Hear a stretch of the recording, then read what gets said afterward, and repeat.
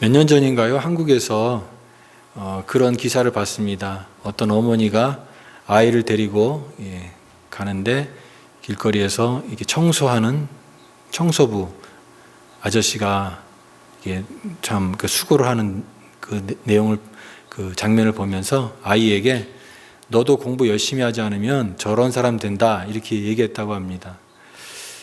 저런 사람이라고 하는 것이 어떤 사람일까요?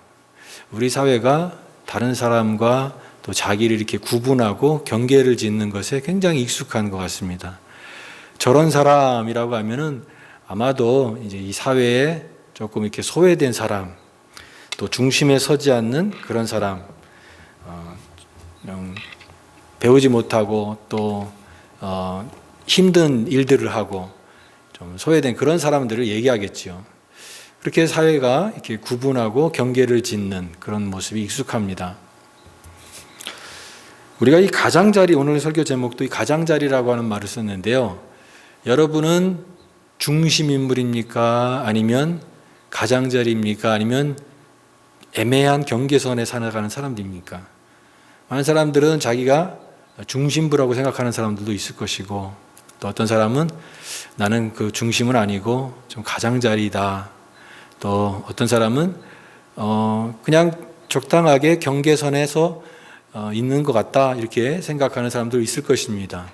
아무튼 이렇게 어떤 그런 중심과 가장자리라고 하는 개념을 통해서 생각해 보면은 이 가장자리에 살아가는 사람들은 어떤 사람들이냐면 끝에 이 테두리 어떤 중심에 들어오지 못하고 약간 밀려난 그 소외된 그런 사람들을 얘기할 수가 있습니다. 사회에서도 이렇게 왕따 당하는 사람이 있죠. 소외된 사람, 좀 이렇게 무시당하는 그런 사람들이 있습니다. 직업 중에서도 이 혐오 직업이라는 게 있습니다. 우리가 이상한 우리 한국 문화에는 익숙하지만 뭐 낙지를 먹는다든가 또 뭐 이런 걸 먹으면은 혐오 식품이라고 하잖아요. 그러니까 그걸 이제 처음 보는 사람들한테는 그게 뭐 이상하게 징그러운 음식을 먹는다고 얘기했을 때 혐오 식품이라고 말하는데, 마찬가지로 어떤 모든 직업은 다 하나님이 신성한 그런 직업이고 직업의 신성이 있습니다. 근데 어떤 직업은 굉장히 혐오를 당하는 그런 직업도 있죠. 좀 싫어하고 기피하고 그런 직업을 갖고 있는 사람을 굉장히 무시하고 낮게 보는 그런 혐오 직업이 있을 수가 있습니다. 혐오 부류, 이렇게 어떤 그런 그 딱지를 붙이고 구분을 하고 경계를 하고 그런 모습이 있습니다. 또 저 사람은 죄인이다, 저 사람은 이방인이다, 우리와 동화될 수 없는 그런 사람이다, 이런 경계를 짓는 그런 것들 속에 그 바깥에 존재하는 무시당하는 그런 사람들이 있는 거죠. 신앙에서도 여러분 이 가장자리가 있을 수가 있습니다. 그냥 이 사회 속에서 던 그런 가장자리가 아니라 하나님의 그 은혜의 구원 안에 이렇게 쉽게 들어오지 못하고 어떤 이유로든지 이렇게 배척을 당하고 소외가 된 그런 신앙적인 가장자리에 사람들이 있다. 어떤 목사님은 그런 분들을 대상으로 해서 이렇게 사역을 하시는 분도 계십니다. 예를 들면은 외국인 노동자들을 찾아가서 그 사람들을 위해서 이렇게 사역을 하시는 분도 계세요. 신앙과 복음을 접하기 힘들어하는 이 분들에게 눈높이를 낮추고 그들의 그런 입장까지 내려가셔서 이렇게 사역을 하시는 것이죠. 어떤 목사님은 이 서핑, 바다에서 이렇게 해양 스포츠 하는 그 파도를 타는 서핑 그거를 하시는데 그 동호회나 이런 활동을 하시면서 거기에 있는 사람들에게 복음을 전하는 그런 사역을 7년, 8년 이렇게 하시는 목사님도 계시다고 합니다. 그러니까 이런 그 사람들과 같이 어울리면서 기회를 타서 복음을 전해서 예수님을 소개하는 거죠. 근데 많은 주변의 어른분들은 그분에게 항상 그렇게 말한다고 합니다. 이제 그만 놀고 목회해야지 그런다고 합니다. 이제 그만 놀라고.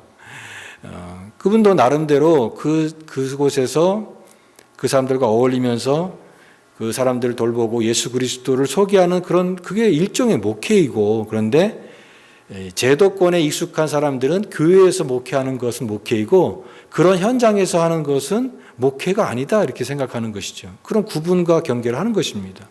그런 의미로 따지면 예수님도 진정한 목회를 하신 것이 아니라 예수님도 시장에서 다니시고 사람들 만나시고 죄인들과 어울리셨기 때문에 그런 구분으로 따지면 예수님도 오히려 바깥에서 외부에서 또 사람들과 어울리는 그런 목회를 하셨다고 생각이 됩니다. 그래서 성경의 믿음의 사람들을 보면 이런 가장자리 사람들이 참 많습니다. 가장자리 사람들이 많다. 예수님의 사역의 대부분은 이런 사람들과 같이 하시는 사역이었습니다. 그 중에 한 사람이 바로 예수님의 제자인 마태이다라고 하는 것이죠. 마태. 이 마태복음을 기록한 이 마태가 어떻게 예수님을 만나게 되고 예수님의 제자가 되었느냐라고 하는 것입니다.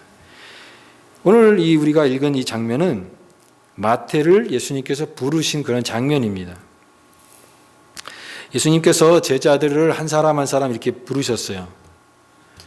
그 장면 다 모든 것들이 다 은혜가 되고 또 그 내용들이 있지만 여기 특별히 우리는 오늘 마태를 주목하기를 원합니다. 이 마태는 또 다른 이름이 레위예요.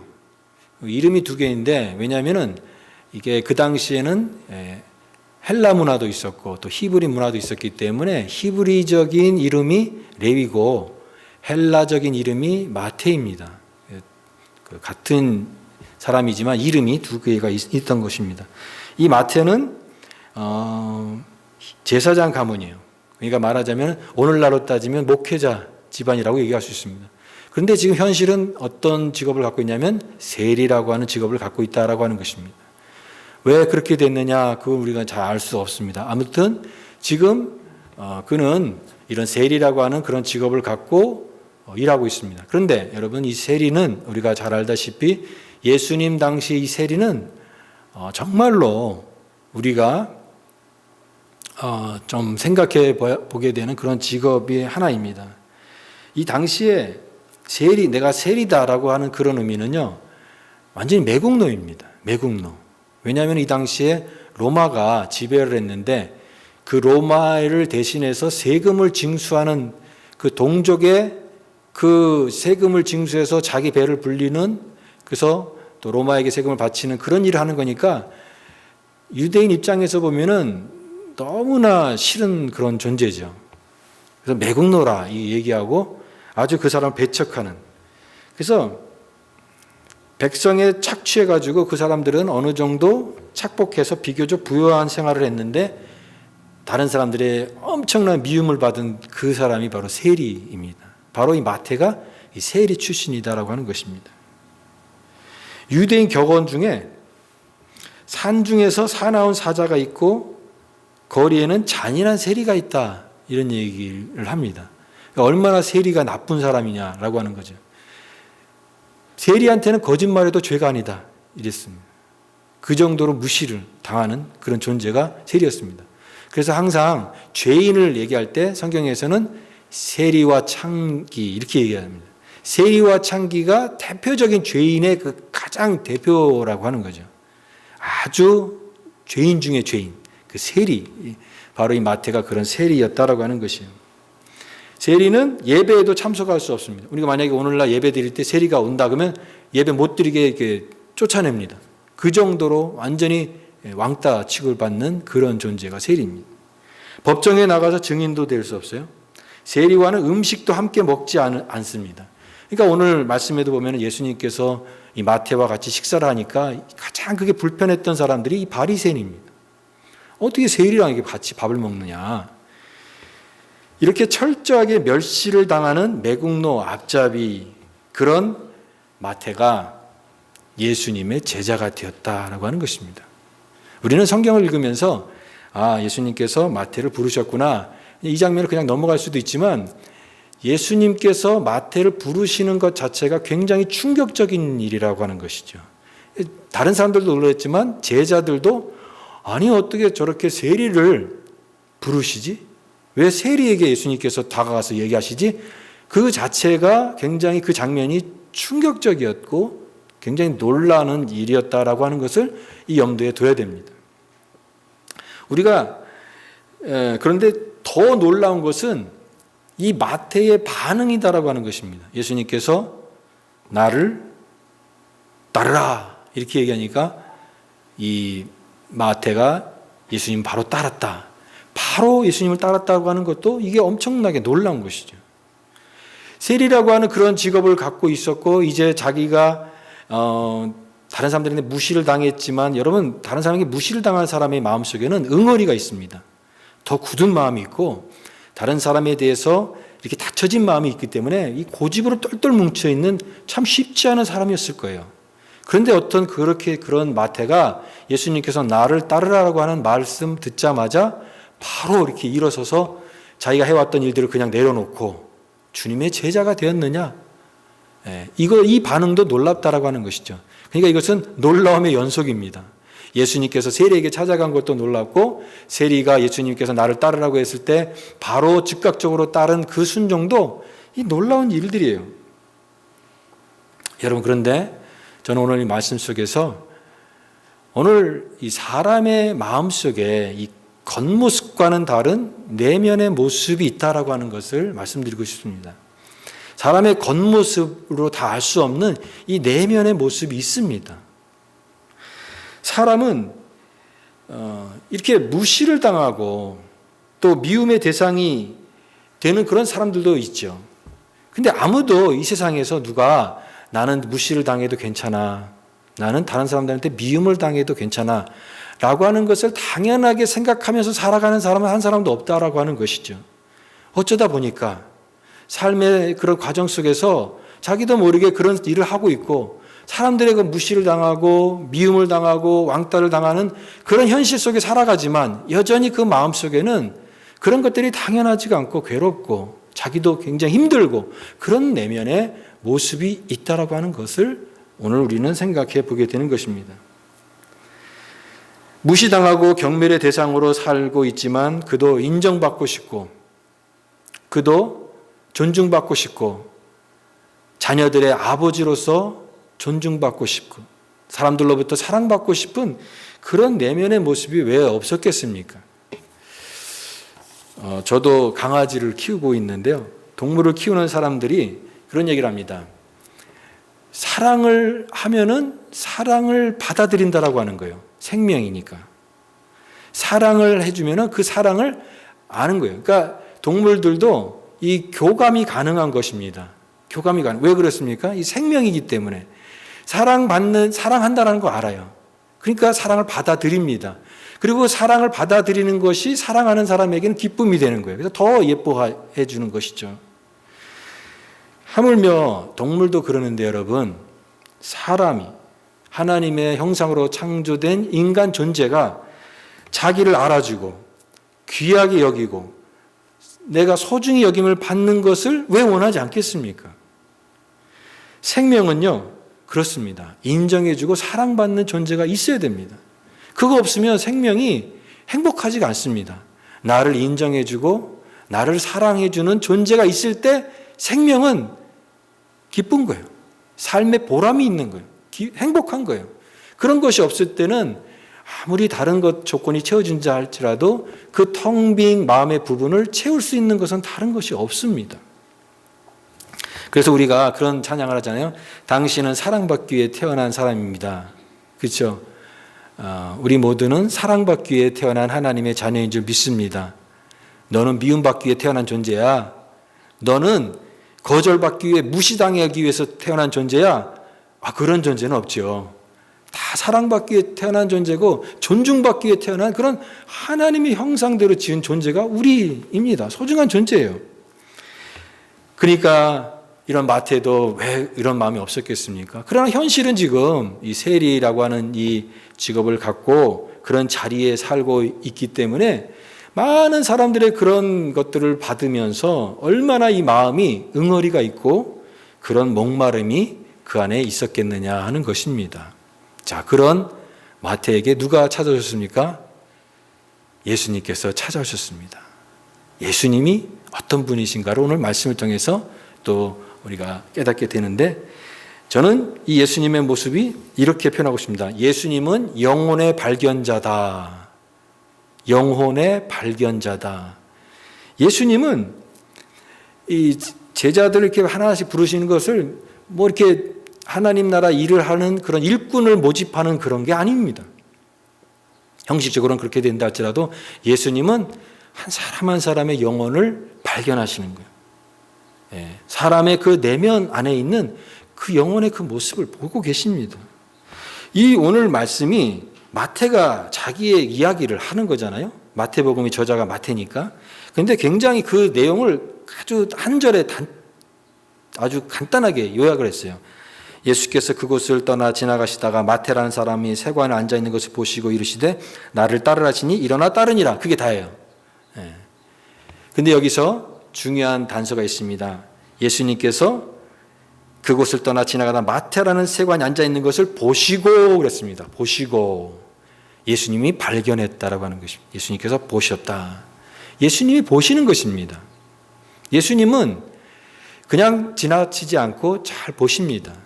특별히 믿음의 사람들을 보시는데 그 믿음을 보신다고 그랬죠. 그러면 마태가 이 당시에 예수님이 인정할 만한, 예수님의 눈에 띌 만한 그런 믿음의 상태였느냐? 그러진 않은 것 같습니다. 그러나 예수님께서는 믿음에 성숙한 사람도 보시고 칭찬하시지만 또 다른 게 중요한 건 뭐냐면 예수님은 믿음의 시작을 하는 사람도 중요하게 보십니다. 여러분, 지금이 믿음이 없다고 해서 낙심할 필요 없습니다. 주님께서는 믿음의 시작을 하는 자들에게 더 관심을 갖고 계세요. 지금은 아직 믿음이 없어요. 그러나 이 사람에게 믿음이 들어가면 얼마든지 하나님 나라의 귀한 그런 하나님의 백성이 될 것을 예수님께서 보시는 거예요. 예수님 보시는 분입니다. 영혼의 발견자이기 때문에 그렇습니다. 영혼의 발견자예요. 예수님은 또한 이 내면의 모습을 보신다라고 하는 것입니다. 내면의 모습을. 이렇게 인정받지 못하고 미움을 받고 혐오의 대상이 됐지만 예수님께서는 그 마태 안에 있는 겉사람이 모습이 아니라 그 안에 있는 내면을 보시고 계십니다. 내면을 보고 계세요. 그런 말을 합니다. 남자는 자기를 알아주는 사람을 위해서 목숨을 버린다. 자기를 알아주는 사람을 딱 만나게 되면 진짜 그 사람에게 목숨을 버린다. 그런 거죠. 근데 자기를 알아주는 사람 만나기가 쉽습니까? 어렵습니까? 참 쉽지 않거든요. 그 한 사람이 없는 거예요. 자기를 알아주고 나를 이해해주고 나를 인정해주는 그 한 사람이 없기 때문에 이 세상이 이제 고통스럽고 외롭고 소외를 느끼고 그런 거거든요. 근데 예수님께서 바로 그 한 사람이 되어주셨습니다. 마태를 인정해 주신 거예요. 그를 알아봐 주신 거예요.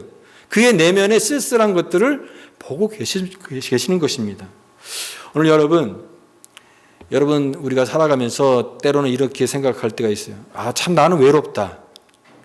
이 피오리에서 살아가는 게 참 외롭구나. 나를 이해해주고 알아주는 사람이 참 없구나. 그런 마음을 갖고 있을 때 외로움에 막 밀려오지 않습니까? 여러분 그럴 때 이렇게 생각하시죠. 주님이 알아준다. 내 외로운 마음 알아주는 분이 계시다.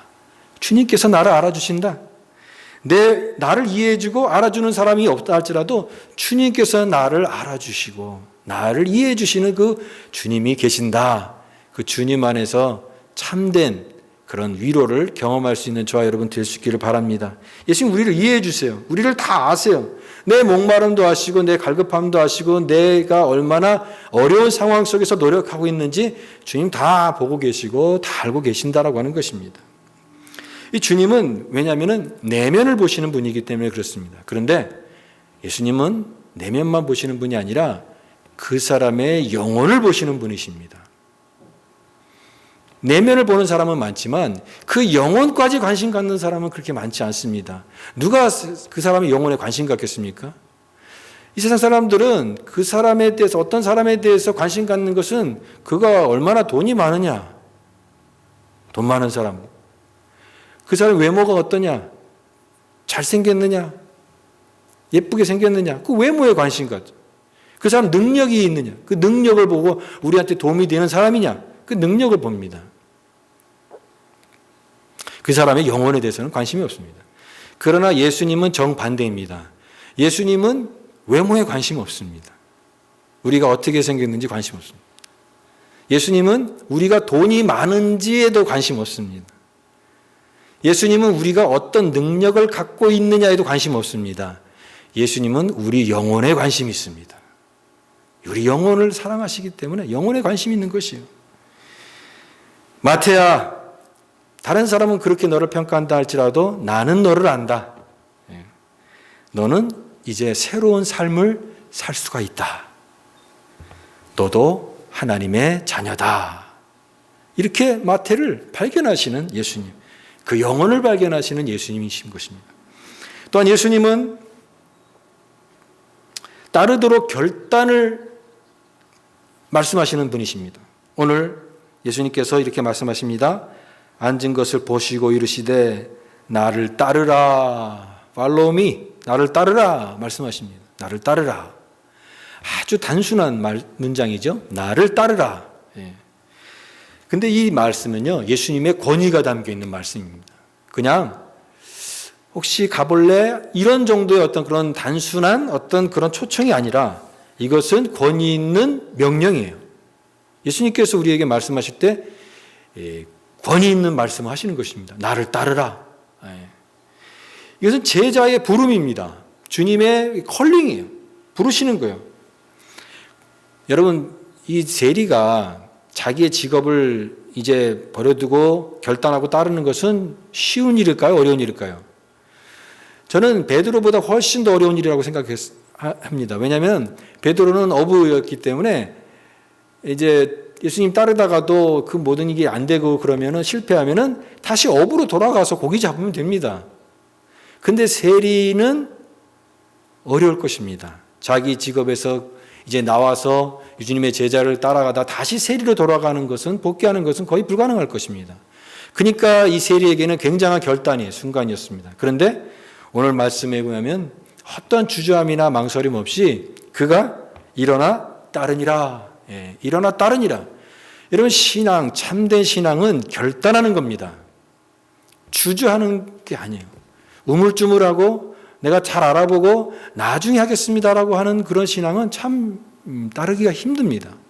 주님께서 말씀하실 때 즉각적으로 순종을 하는 것입니다. 따르는 것입니다. 나를 따르라. 그러면 일어나 따르니라 이렇게 되는 것입니다. 근데 나를 따르라 했을 때 막 고민하게 되고 그러게 되면은 그 부자 청년처럼 근심하며 돌아가게 되고 결국은 주님을 따르지 못하는 그런 사람이 될 것입니다.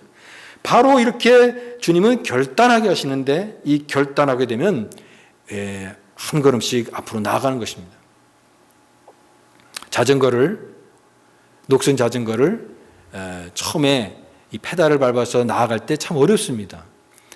두 번째도 어렵고 세 번째도 어렵지만 그 자전거를 나가게 하는 것은 계속해서 조금씩 한 걸음 한 걸음 밟아 나가는 것입니다. 여러분, 신앙의 그 결단과 과정도 마찬가지입니다. 우리가 주님을 어떻게 따라갑니까? 한 걸음 한 걸음 따라가는 것입니다. 그러나 처음이 어렵지만 계속해서 따라가게 되면은 이것이 이 다이나믹이 되는 것입니다. 주님을 또 따라가게 되고 내가 어저께 따라갔던 그 주님을 향한 그런 열정이 오늘의 나를 또 깨우는 것입니다. 또 한 걸음씩 더 나가는 것입니다. 그렇게 해서 우리는 주님을 계속해서 따라갈 수가 있는 것입니다. 진정한 신앙은 이와 같이 결단을 분명히 하게 될 때 그때 우리의 신앙이 형성된다라고 하는 것입니다. 주님께서 이와 같이 마태를 부르셨습니다.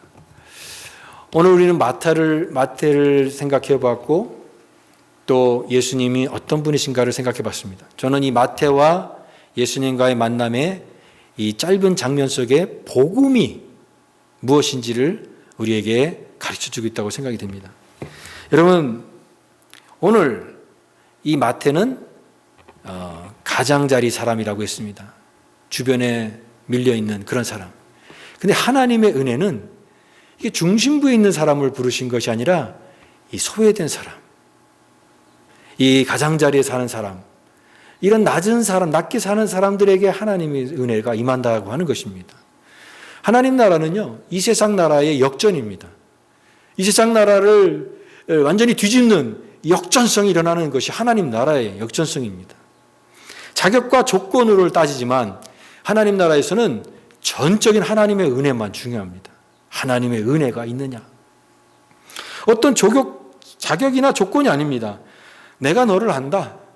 마태야, 나를 따르라. 말씀하시는 것입니다. 마태는 자기가 예수님 만난 이야기를 전하면서 자기 자랑이라든가, 그 다음에 자기에 대한 어떤 입장에 대한 변호라든가 이런 것들을 전혀 생략하고 오직 예수님께서 하신 일들을 상세하게 기록한 것이 마태복음입니다. 예수님만을 높이기 원했습니다. 여러분, 그렇기 때문에 우리가 내가 누구였고 내가 과거에 어떤 일을 했고 그런 것이 전혀 문제가 되지 않습니다. 신앙 안에서는요, 과거에 내가 어떤 사람이었고 어떤 일을 했고가 중요한 것이 아니라 현재가 중요합니다. 내가 지금 예수님을 만났느냐, 또 그 생명의 주님을 영접했느냐, 지금 오늘이 중요한 것입니다. 신앙의 현재성이 중요한 것이지 과거를 묻지 말라는 하는 것입니다. 마태도 바로 이와 같은 과거의 그런 세리였지만 하나님 나라의 당당한 일꾼이 되지 않았습니까? 오늘이 중요한 것입니다. 복음은 주님께서 우리를 위해서 하신 일들을 받아들이는 것입니다. 예수님께서 우리를 위해서 십자가에서 피를 흘려 죽으심으로 우리의 죄를 다 사해 주셨습니다. 주님께서 하신 일들입니다. 근데 그 일을 우리를 위해서 하셨습니다. 나의 유익을 위해서. 그러니까 그 주님께서 하신 일들을 나를 위해서 하신 주님의 그 죽으심을 나의 유익으로 삼는 것, 그게 바로 복음입니다. 받아들이는 것입니다. 그런데 바로 이와 같은 이 구원의 은혜를 어떻게 반응하느냐에 따라서는 다양한 사람이 있다라고 하는 것입니다. 어떤 사람은 그 은혜에 감격하는 사람이 있지만 그것을 전혀 받아들이지 못하는 사람도 있다라고 하는 것입니다. 오늘 대표적으로 여기에 예수님께서 이 마태와 함께 어울리시면서 식사를 하시는 그 내용에서 가장 불편했던 사람이 누구냐면 이 바리새인입니다. 바리새인이 이렇게 질문합니다. 어떻게 죄인들과 세리와 죄인들과 함께 식사를 하느냐, 이렇게 질문합니다. 그때 예수님께서 하신 말씀이 유명한 말씀이죠. 그게 12절, 13절 말씀입니다. 12절, 13절 말씀을 같이 한번 읽어보겠습니다. 시작. 예수께서 들으시고 이르시되 건강한 자에게는 의사가 쓸데없고 병든 자에게라야 쓸데있느니라. 너희는 가서 내가 긍휼을 원하고 제사를 원하지 아니하노라 하신 뜻이 무엇이든지 배우라. 나는 의인을 부르러 온 것이 아니요 죄인을 부르러 왔노라. 아멘. 이 말씀이, 그 유명한 말씀이 이 장면에서 나온 것입니다. 나는 의인을 부르러 온 것이 아니요 죄인을 부르러 왔노라. 우리 정월선 집사님도 기도하셨지만 우리는 죄인입니다. 물론 믿지 않는 신앙의 그런 내용이 없는 사람들은 이 죄인이라는 말을 싫어합니다. 내가 무슨 죄인이냐고 얘기하지만 우리는 죄인입니다. 여러분, 교회도 죄인들이 모인 곳이 교회입니다. 우리가 의인이기 때문에 여기 와서 예배 드리는 것이 아니라 하나님의 은혜가 절실히 필요한 자이기 때문인 것을 알기 때문에 우리가 하나님 앞에 온 것이라고 믿습니다. 누가 가깝냐? 나의 의를 내세우는 자가 하나님의 그 구원의 은혜에서는 멀다라고 하는 것입니다. 누가 가까운 사람이냐? 주님의 절실한 은혜를 오늘도 필요한 사람이 하나님의 은혜에 가깝다고 하는 것입니다. 내 의로, 내 어떤 자격과 조건으로 하는 것이 아니라 하나님의 전적인 은혜만을 의지하는 그 사람이 주님이 관심 갖는 사람이다라고 하는 것입니다. 오히려 바리새인들은 자기네들이 의인이라고 생각했어요. 근데 예수님의 생각은 전혀 달랐습니다. 그 사람들이 하나님 나라에서 먼 사람들이고 오히려 이렇게 주변비에 밀려난 사람들이지만 하나님의 주님의 은혜가 필요하다고 믿고 그 앞에 나와서 믿음으로 반응한 사람들이 오히려 하나님의 은혜에 가까운 사람들이 된 것입니다. 이게 복음의 역전성입니다. 주님은 이와 같이 자기 지혜를 회개하고 이 부르심에 반응함으로써 주님의 초청에 적극적으로 응답하는 그 사람을 지금도 부르고 계신다라고 하는 것입니다. 여러분, 오늘 마지막으로 살펴볼 것은 이 마태의 모습입니다. 달라진 모습입니다. 신앙은 합당한 반응이 있어야 됩니다. 하나님 은혜에 대해서 어떻게 반응하느냐가 참 중요한데 그것을 우리가 이 말씀을 통해서 볼 수가 있습니다. 자기를 알아주는 분을 만났습니다. 자기 영혼을 가장 사랑하는 분을 알아본 것입니다. 그러니까 그분 앞에서 자기의 모든 무장해제가 된 것입니다. 사람들에 대해서는 자기를 비난하는 사람들에 대해서는 이렇게 마음을 다 닫아놓던 그런 사람이 예수님이 자기 영혼을 사랑한다는 것을 깊이 깨달으니까 마음이 풀려버린 거예요. 무장해제가 된 것입니다. 여러분, 신앙은 내 인생에서 예수님이 가장 소중한 분이 되는 것이 신앙입니다. 예수님이 내 인생의 최고의 분이시다. 그 주님이 가장 나에게 소중한 분이다. 이것을 깨닫는 것이 신앙입니다. 세리의 자리를 이제 내려놓고 이 마태가 제2의 인생을 시작했습니다. 그리고 그 기쁨이 어떻게 표현되냐면 잔치로 표현됐습니다. 친구들을 불러가지고 같이 잔치를 하면서 예수님을 그 초청을 해서 예수님과 같이 식사를 하면서 그렇게 그 기쁨과 즐거움을 나눴습니다. 저는 이 장면이 마태의 회심이라고 생각이 됩니다. 회심. 여러분, 우리 신앙의 가장 꽃이 뭐냐면 회심입니다. 돌아서는 것이죠. 변화되는 것입니다. 근데 오늘날 우리 신앙 안에서 가장 또 위협받는 단어가 회심입니다. 회심이 변질됐습니다. 그저 내가 마음에 좀 찔리는 걸 가지고 회심이라고 생각하고 그 회심을 했기 때문에 하나님의 축복을 받고 하나님 백성이 됐다라고 하는 것으로 이렇게 값싼 은혜를 받는 것으로 생각하는 경우가 많습니다. 그러나 진정한 회심은 그것이 아닙니다. 가장자리인 이 마태의 변화의 그 진정한 회심을 보십시오. 마틴 루터가 회심에는 3가지 종류가 있다고 했습니다. 그 첫 번째는 마음의 회심이라고 했습니다. 마음의 회심. 그 다음에 두 번째는 생각의 회심. 그 다음에 마지막으로는 돈지갑의 회심이라고 했습니다. 돈지갑이 회개해야 된다. 이 마음이, 우리 가슴이 회심이 일어나야 됩니다. 가슴 속에서 회심이 일어나야 됩니다. 그리고 지적으로도 머리에 회심이 일어나야 됩니다.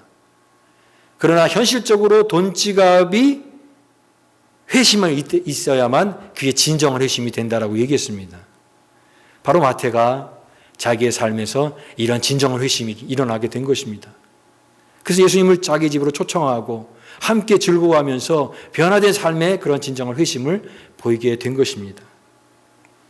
오늘 마태를 찾아오신 예수님께서 오늘은 이제 누구에게 관심이냐면 저와 여러분에게 관심이 있습니다. 오늘도 주님은 우리를 부르십니다. 가장자리에 있는, 주변부에 있는 사람들, 외로운 사람들, 목마른 사람들, 주님께서 관심 갖고 그 영혼들을 한 사람 한 사람 불러서 하나님 나라 백성으로 초청하고 계십니다. 신앙의 목표는요, 주류 사회에 들어가라. 네가 열심히 노력해서 성공해서 머리가 되라. 그것이 신앙의 어떤 목표가 아닙니다. 여러분, 성숙한 신앙의 목표는 그것이 아니라 주변부에 있는 그 사람들을 통해서 하나님이 일하시는 그 은혜를 보는 것입니다. 가장자리에 더 큰 은혜가 있습니다. 여러분, 너무 중심보다는 이 가장자리에 있는 하나님의 은혜를 경험할 수 있는 우리가 될 수 있기를 바랍니다. 주님과의 관계에서 복음의 은혜가 있습니다. 그 복음의 은혜를 삶으로 깨닫고 맛보고 또 기뻐하고 경험하는 그런 거룩한 성도가 될 수 있기를 간절히 바랍니다. 마태에게 찾아오신 예수님, 오늘 우리에게 찾아오셔서 이제는 하나님 놀라운 하나님 나라의 놀라운 복음의 기쁨과 감격으로 함께 하실 때 그 모든 일에 동참하는 거룩한 주의 백성의 삶의 은혜가 저와 여러분의 삶 가운데 충만하기를 간절히 바랍니다.